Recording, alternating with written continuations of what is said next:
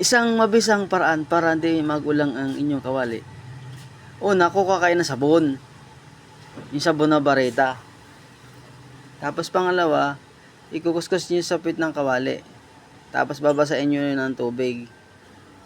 Tapos, pupunin nyo ng sabon hanggang sa paikot-ikot. Tapos pabubulain ninyo. Try ninyong magluto, hindi maguling ang inyong kawali. Bukas papakita ko sa inyo kung paano mag-actual na linis ng kawali na mauling.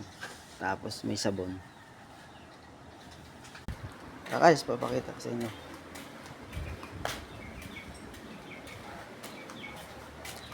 Yung actual na paglinis ng kawali na lalagyan ng sabon pala.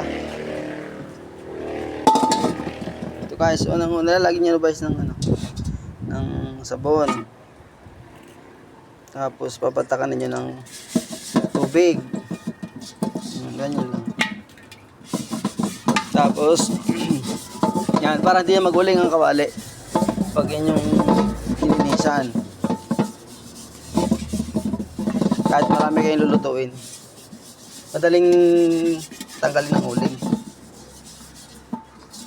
I-try nyo guys, i-try nyo sa inyo. Hindi kayo mahirapan magtanggal ng uling. Ito lang, baritang sabon. Tapos kukuskus lang ninyo paikot. Hindi kayo mahirapan magtanggal ng uling kinabukasan. Hindi kayo mahirapan magkutkot. Guys, pupunuin lang nyo na ng sabon. Pupunuin lang ng sabon tong kawali. Paikot.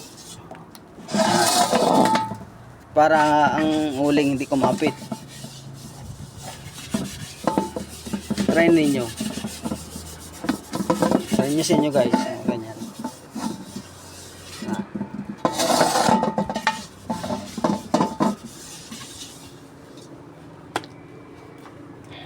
Yan, puno na ng sabon.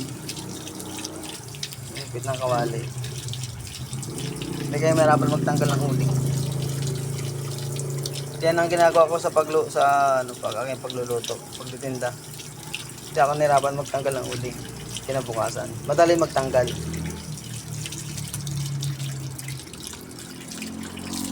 Kahit puno-puno yan ng sabon.